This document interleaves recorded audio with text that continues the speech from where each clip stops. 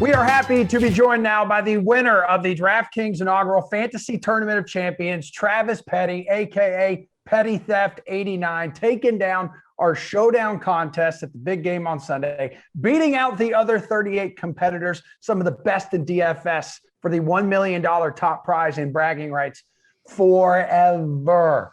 Thanks for joining us, dude. Let me see that ring. It's wild. It's too much, honestly. It's way too much. Look at that thing, man. You can wear that when you're out at Chili's now, like hanging out with the squad. It's heavy. It's not wearable. I'll tell you that. So how's like everything feel right now?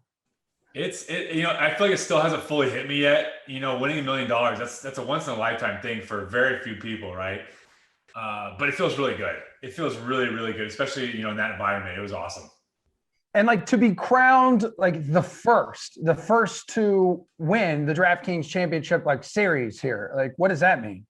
I mean, that's really special, right? This hasn't happened before. When I initially was playing these tournaments in the beginning, I just considered this, extra ticket that everybody was getting as just like a little extra cool thing to get. And now that it's become this, it's crazy what one tournament can turn into.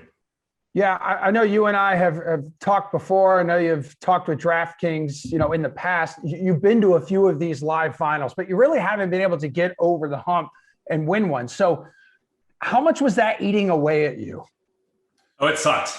It was horrible. I mean, I have played more than I can count at these events, and I've always lost equity on my seats every single time. I've never had a sweat once. But this one was really different. I had no expectations coming in. I had no confidence. I'm not an NFL showdown guy at all. But I told myself I was just going to try to enjoy, the Super Bowl game, regardless of what happened. It was, a free add-on to the tournament that I won. And it turned into this. It turned into $1 million extra. It's crazy. Trav, you must have a ton of patience. Too much. No, I always try to give myself a chance. I mean, if you're not in the tournament, you can't win it, right? And I always tell myself, eventually, I might actually win one of these. And I just did not think it would be this one. Yeah. And Trav, a little bit more about how you got here. Last year, you entered a League of Legends contest. You took home the top prize there, earning yourself a ticket to our Tournament of Champions live final. Take us back to that day, though, and what made you want to enter that contest? So it was pre-sports. By sports, I mean like real sports. I'm a gamer, so I played a little League of Legends back in the day, but I wasn't a fan of it at all. Fast forward to COVID 2020, I got into it a bit. It's actually a pretty cool DFS sport. And that day I was like, it's a big tournament. I feel like I want to get some action down and let's have some fun. And all of a sudden I was in first place after, I think it was the 5-game slate, and they go one by one in League of Legends. And it was insane. That was a lot of fun too. And looking at your lineup here, so you captained Rob Gronkowski. Like, what went into that decision? Not much. I threw my numbers in. And my first lineup I got was actually a Ronald Jones captain lineup. I did a little thinking, not much, but I did a little thinking, and it's like, Ronald Jones looks way too underpriced. It looks way too obvious of a play. So I was like, it's not something I normally do, but I'm just going to exclude Ronald Jones and see what comes up. And all of a sudden, I got this Gronkowski captain lineup. It didn't make much sense to me. Gronkowski captain, no Brady, and whatnot. But I was like, in the past, I've always tried to do lineups that make sense in these showdowns. I've never won. So maybe it's something that makes no sense is the perfect lineup. Yeah, but Uncle Leo paid off for you there. Leonard Fournette, 23.5 points in the flex. Yeah, I mean, don't get me. The Tampa Bay side is great for me. With Fournette and Gronkowski going off, I was looking great. I would never, ever have thought that my lineup's issue was that the Mahomes side with the 3 pass catches we didn't have issues. Yeah, especially like with the quarterback only giving you 12 points here. You're probably like, what the hell's happening? If you told me I got 12 points from Mahomes, I would have thought I would have had a very different experience at this event. It would not have been nearly as enjoyable. And like you were there, like at the big game in Tampa. So how much more stressful is it sweating this experience live in person?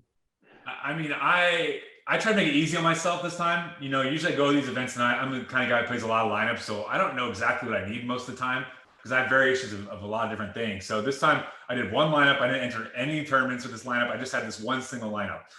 So I knew exactly what I needed. Even in Showdown, it kind of makes it a little more confusing with the captains, right? So I know at the end there I was fading Kelsey, but I had Kelsey in my lineup, so it got confusing. But the experience was nuts. It was nuts. I mean, DraftKings did like a 4-day event. I only got there on Saturday, the day before the final. I just wanted to basically do the Super Bowl game and do a little of the experience. Get there Saturday night. I got a little too aggressive and excited just being there. Sunday morning was rough, but game comes around and you're in a suite at the game, at the Super Bowl game, the most exclusive game that's ever happened, being the, exclusive Super Bowl. You got Brady versus Mahomes. It was like the perfect game to be able to go to. And I'm just super happy I was able to go. Yeah. And that moment when you like win $1 million, like, do you black out? Like, what is that like for those of us that's never happened to? I mean, I'll go back a little bit in the game. I remember at, the fourth quarter, I'm just thinking over and over, like, Kansas City, please get the ball and do something. Just do anything, get a touchdown. I was chasing two guys. One had no Mahomes, but he had Kelsey, and the other guy had Kelsey captain with Mahomes. So my unique guys were, I needed Mahomes to pass one guy, and I needed Watkins and Hill to pass both of them. So I knew exactly what I needed. And I told my fiance, we need player 14 and 10, because she's not as familiar with the players. And the fourth quarter rolls around, and Shane Watkins, I don't think played a single snap. So I'm losing my mind over here. I'm trying to be as quiet as possible and just be relaxed, But when Tyreek Hill caught that 3-yard catch or whatever on the second to last play of the game, I was pretty sure I was in first place. I checked my phone like right before it. I was pretty sure. And then the last play of the game before the kneeling, Mahomes did an interception. I was like, I think I just won, but there was a guy that I just passed not long ago that had no Mahomes, and you lose the point for the interception. So I was like, I'm not positive. So Jordan Bloom, who works at DraftKings, comes up to me and he says, you won. And I'm like, awesome. Is there gonna be a stat correction? Is this gonna be one of those things? Is this gonna be a story that I don't want to be a part of? And it felt like, 3 hours, which was probably more like 10 minutes between that time and when he's like, it's official. And, everybody in the suite was super nice and congratulating me. And I'm just like praying there's no stat correction the whole time. But I was shaking.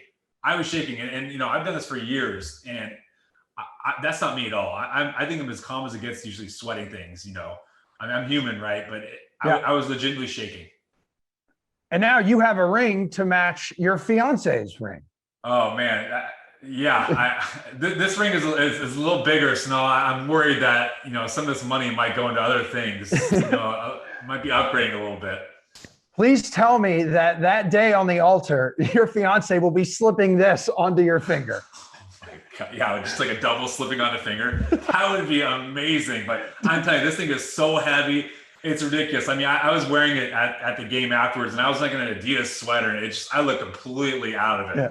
It wasn't working with my outfit. Yeah, like you've got like Tom Brady and the entire Bucs team, they're all going to be rocking their rings, and you just kind of fit right in with them now. I feel like I could have. That worked out really well for me. So what big plans do you have for the money? Oh my gosh, well, the wedding, that's the plan coming up. We got initially delayed off the COVID, so we're just kind of doing it in 2 months regardless of what happens. So that's the big plan right now. That's not a cheap one.